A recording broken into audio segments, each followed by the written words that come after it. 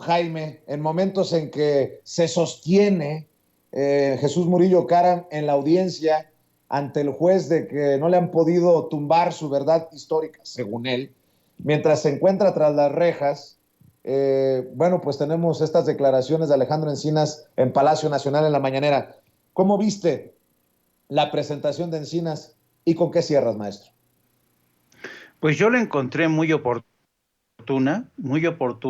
porque es evidente que después de que se conoció el pasado jueves, cuando se le presentó a la familia, cuando se dio a conocer a la opinión pública este reporte, este informe sobre de la Comisión de la Verdad, el primer contraataque de periodistas, medios convencionales, el propio Murillo Karam en su comparecencia, aseguraron que no había nada nuevo, que básicamente la verdad histórica que planteó Murillo Karam se sostenía. Y por eso yo creo que fue muy necesario que el presidente de México volviera a insistir hoy con ¿cómo se llama?, con el subsecretario de Gobernación, Alejandro Encinas, para que nuevamente pespunteara, desgranara los elementos más importantes. Y yo creo que hoy incluso creo que hay más elementos para marcar distancia, y quizá el más importante argumento que dio hoy fue que de la verdad histórica se construyó sobre torturas, sobre declaraciones arrancadas mediante tortura, la contaminación del lugar de los hechos, versiones de que los 43 habían sido detenidos todos juntos, nada de eso es cierto. El caso del soldado Julio César López Patolzin, quizá es uno de los casos más tristes, el de este soldado que estaba trabajando a las órdenes de sus mandos militares del 27 Batallón, y lo abandonaron a su suerte, ¿no?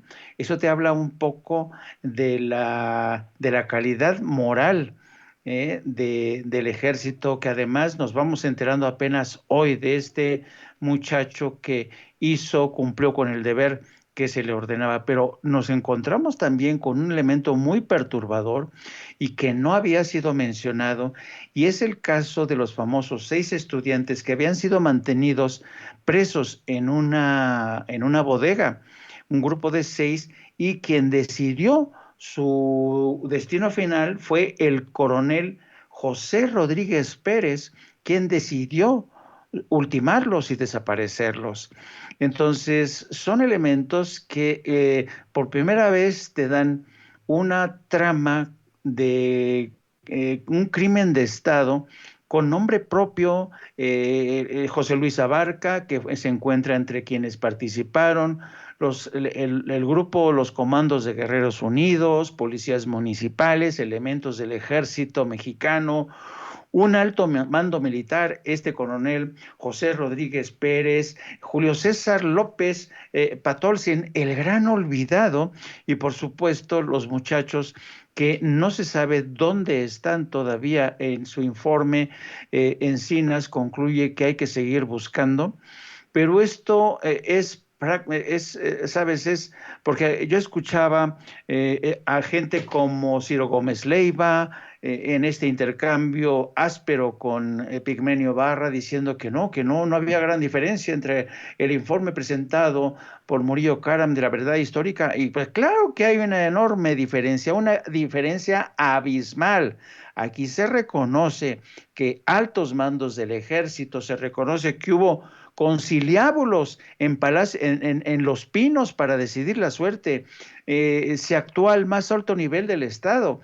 Entonces, carajo, quien no quiera ver aquí una diferencia es porque simple y sencillamente no la quiere ver o está trepanado, querido Vicente. Entonces, yo creo que esto es triste.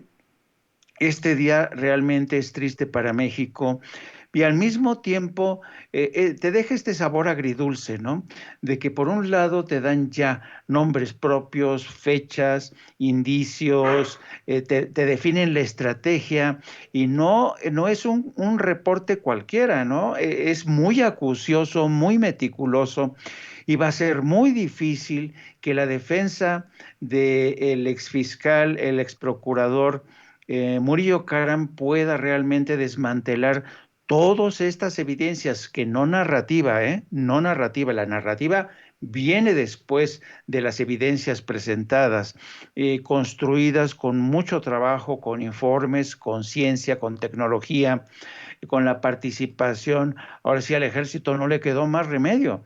Tiene que admitir las culpas, porque de otra manera, como decía el presidente, si el ejército no reconoce, no acepta que cometió un error, ya sea por omisión, ya sea por negligencia, ya sea por sus vínculos no confesados con el crimen organizado, es necesario que el ejército mexicano aclare, esclarezca, que diga todo lo que se sabía, hasta qué punto, por ejemplo, el secretario de la Defensa, el señor Cienfuegos, estaba informado.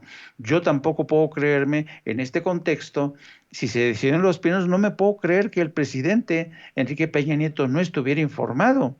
Yo recuerdo que cuando yo, me acuerdo en ese mismo año, en el 14, cuando yo viajé de Washington a México, le pedí una entrevista, un encuentro off the record al entonces portavoz de presidencia, Eduardo Sánchez, y le insistí con este tema en una reunión que yo tuve con él en Los Pinos.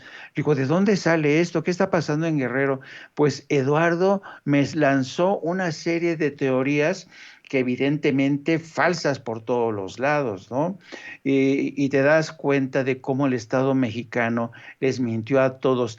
Y contaron, por cierto, con la entusiasta colaboración de periodistas que prefirieron callar, no cuestionar, no insistir, no acompañar a los padres en este viacrucis.